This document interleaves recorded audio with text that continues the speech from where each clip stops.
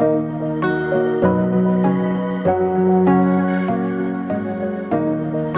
been posting a lot about Gordon Ramsay lately. He was one of the worst interviews I ever did in about 30 years of being a journalist. The first thing he ever said to me was that I had to rip in my tights and to fuck off. And that was only the beginning. You've got a ladder in your tights. Now you fuck off and fix it. I wanted to talk to an expert about why these kinds of things can be so upsetting and take so long to process, because when I was going through my notes and listening to the recordings of my encounter with Gordon Ramsay, I was shocked by how upset I still was. Listening to it back was a very odd experience for me, and I thought, it's not the worst thing that ever happened to me. It was jarring. I mean, he was yelling at me, he was commenting on my dress and my body, and he meant to demean me in it, and it worked. I wanted to talk to an expert about how we can process things like this. Shari Botwin is a licensed clinical social worker, author, speaker, media contributor, and you'll see her on places like CNN, Today Show, and in People magazine.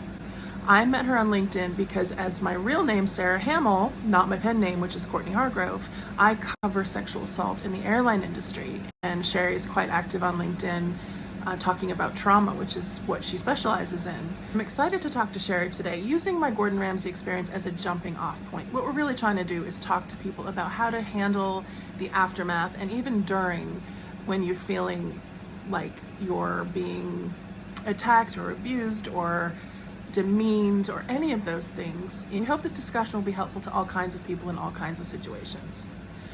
Hi Shari, it is so nice to meet you. Can you tell us a little bit about what you do and what your expertise is in? Sure. So I'm a trauma therapist. So I work with people who've survived all different types of trauma, whether it's sexual assault, domestic violence, combat, plane crashes.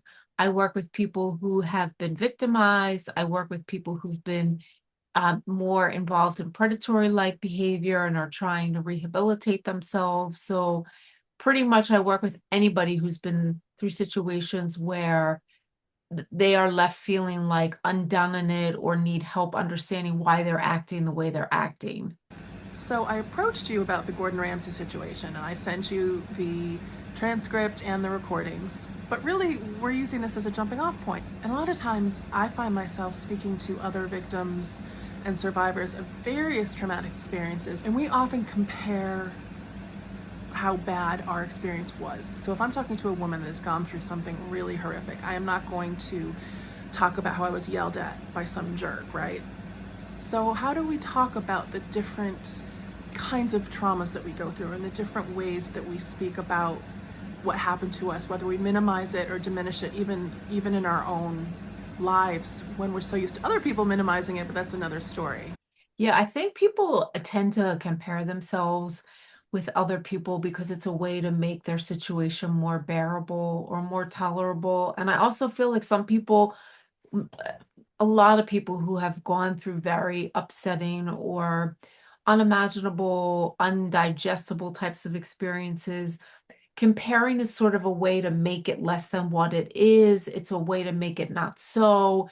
So I think it's important for people to understand whatever you've been through, whether it was an actual physical assault, a sexual assault, or if there was a physical altercation, or even something that was more medical based in terms of like being in a life-threatening situation, if it left you feeling like your world is going to come undone, and if it left you feeling stranded, afraid for your life, abandoned, that's what trauma is. Trauma is not just the actual act of having something painful happen, it's the impact and what it leaves you feeling after. So that's what I try to say to people when they go, well, you had it worse or I had it better.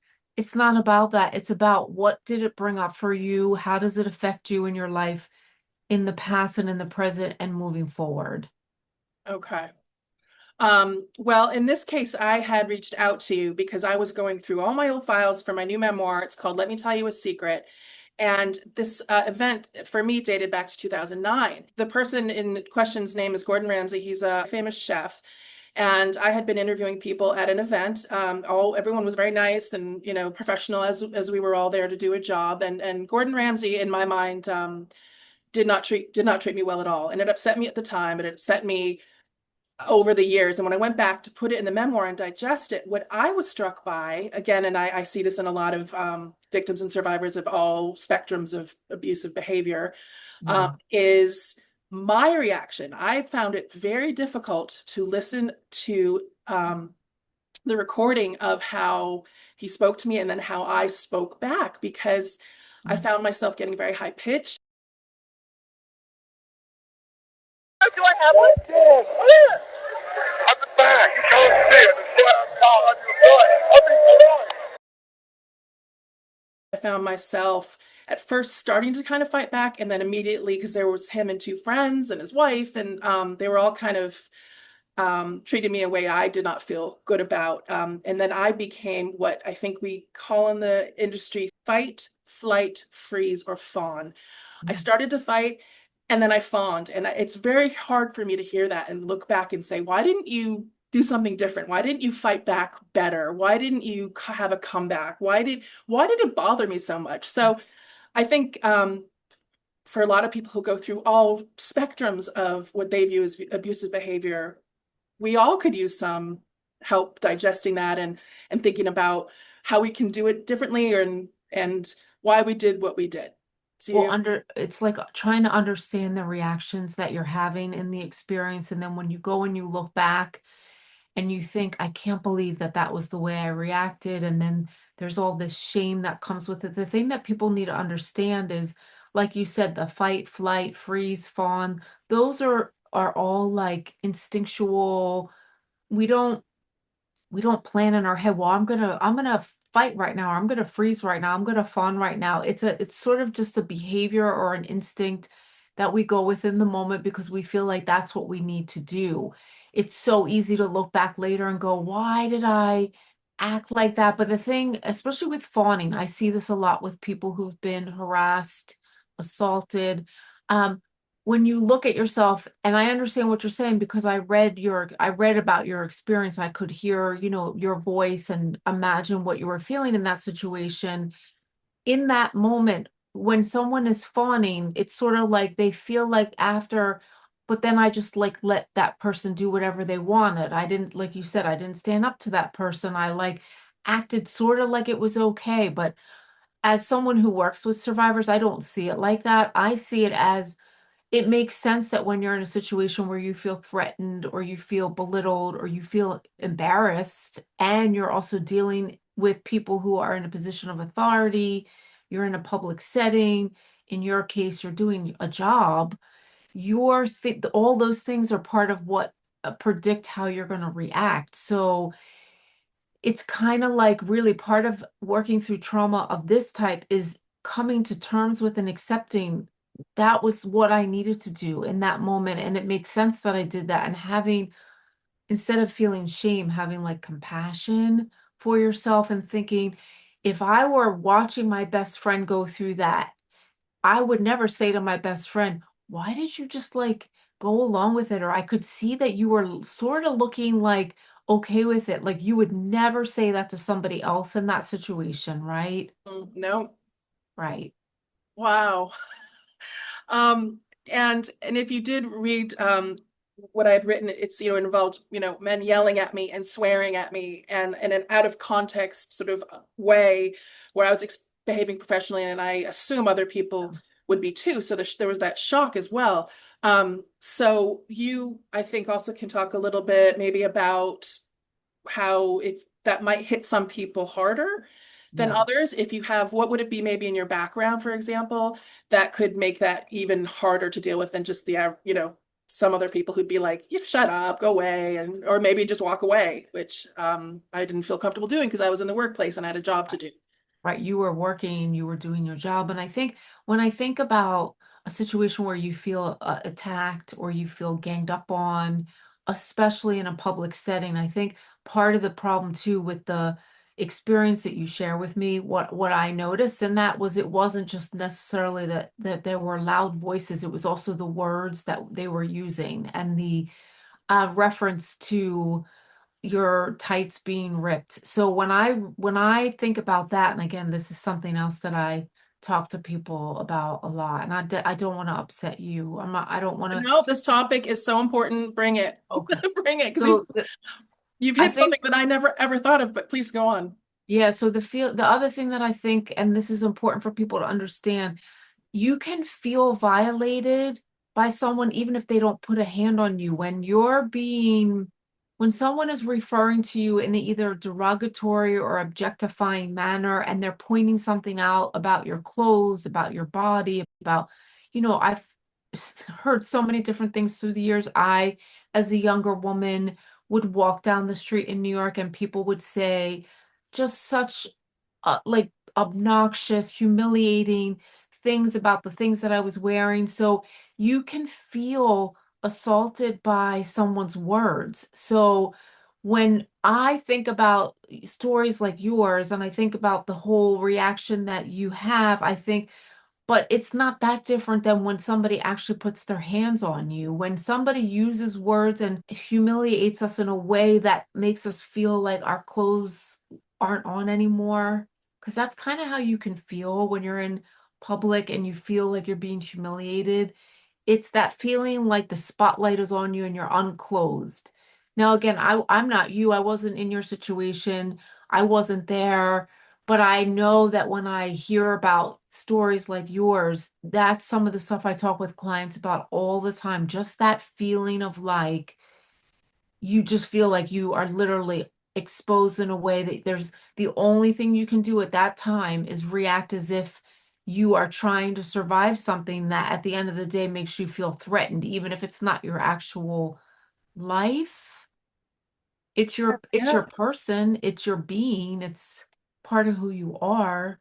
And if you had, like you said, some other things in your past, Right. that may have just brought up, him, a person, pointing at you and speaking about your butt and your thighs in front of other people, and it just can be very triggering.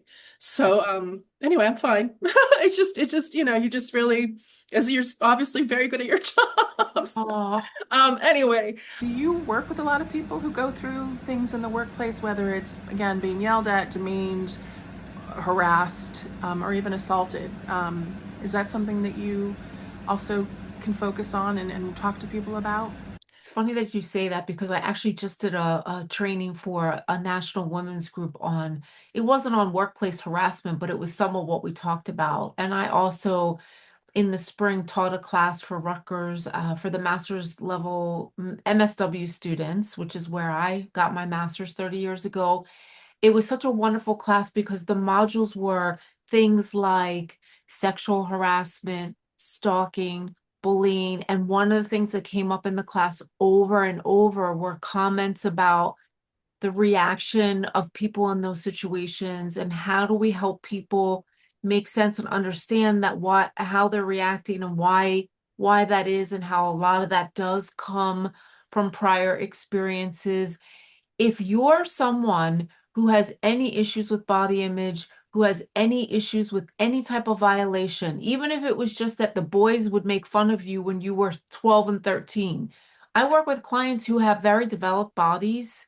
So I have worked with some 12 and 13-year-olds who say to me, I wish I could hide every part of my body because the boys and the things that they're saying, if they're not working through that stuff now, when they're our age and they're experiencing stuff that you experienced or that many people have experienced, they're going to have a huge reaction to it because it's going to stir up old feelings of insecurity and shame and the body image stuff. So I feel like what we're trying to do, when I say we, I don't even know who I mean. Social Yep. workers, like the students in my class, one of the things that we talked about was we need to get into the workforce, like into the work environment. We need to get into the legal system. We need to go into schools and we need to educate people about the power of their actions and their words. Because the other thing that I'm thinking in your situation is when people are acting in ways that they were acting towards you, some of them, and this is not me trying to let them off the hook because there's Yeah. nothing okay about being saying mean things to people, but some people don't have the education and understanding that the amount of harm that they could be causing, especially people who are either entitled or in positions of authority and really don't think about people in that way. But it's really important that these conversations, that we have them, especially with young adults and teenagers, because we want to change the behavior that goes on in the workplace. We need to educate and enlighten people about, okay, if you're going to act like that, just keep in mind, you could be doing a lot of damage. Some people would say, oh, I don't want to do that. I didn't even think of it that way. And again, in your situation, I don't know what in the heck he was thinking, but I know that we need to get out there and talk about this stuff because we need to educate people. It's not just about talking to survivors, it's about talking to young men and young women who are in positions of power. Because I've worked with men who've been verbally assaulted and sexually harassed by women. Yeah. So it's really about making sense of all this and understanding where do these behaviors come from, whether you're the victim of it or you're the perpetrator of it. Mm-hmm. And how do we put a stop to that? How do we enlighten people and help people understand the amount of pain that you're feeling, that you have to experience, even as you're sitting here talking to me today? People shouldn't have to go through these types of experiences when they're trying to go to work and do their job. It's not okay. Mm-hmm. What are some things that people can do to try to work through this and try to process what's happened to them? What would you recommend is sort of the best way to start the process of, whether healing or processing or understanding? If you want to find a trauma therapist and do a ton of trauma therapy, you can go for it. I would never say don't do it, but the most important thing is that you have people that you can talk to where you feel heard, accepted, and understood. Anybody who's been through a situation where they were left feeling violated or assaulted or attacked and can really go there in terms of talking about the feelings and understand the shame that comes with that and the fear, whether it's a therapist, a partner, a best friend, those are the kind of people you want to have in your life to hold and support you. Got it. And you have a couple of books out. What are the most recent ones that are still out there for people to look to read if they're interested in following your work? So I wrote 2 books. The one that came out about a year ago is called Stolen Childhoods, and that book is specifically for people who have survived any type of childhood abuse. And then I wrote another book in 2021 that's called Thriving After Trauma, and that book is it's a compilation of patient stories, again, ranging from domestic violence to plane crashes to natural disasters to sudden loss. So pretty much everything that I'm doing, the word trauma is somewhere in there at some point. Mm-hmm. I think that we have covered what I was hoping to cover. Do you have anything that I haven't asked or anything you'd like to add? If you're wanting people to just better understand, like, your experience and how it's left you feeling, and help people understand that the way you reacted in the moment is not something you should be shaming yourself about. It's about understanding it and making sense of it, then I think that we did do that. I do too. So thank you so much, Shari, for your time. I hope viewers got as much out of this conversation as I did. I'm so appreciative of your time. If you want to learn more about Shari, please visit her website, check out her books, and you can even schedule sessions with her. And if you want to hear more of that Gordon Ramsay encounter, you can find me on Instagram and YouTube, and my previous videos have more about that. Also, my new memoir, Let Me Tell You a Secret, is out, and it includes many more celebrity encounters, some good, some terrible, and we will be covering those in future videos, so stay tuned.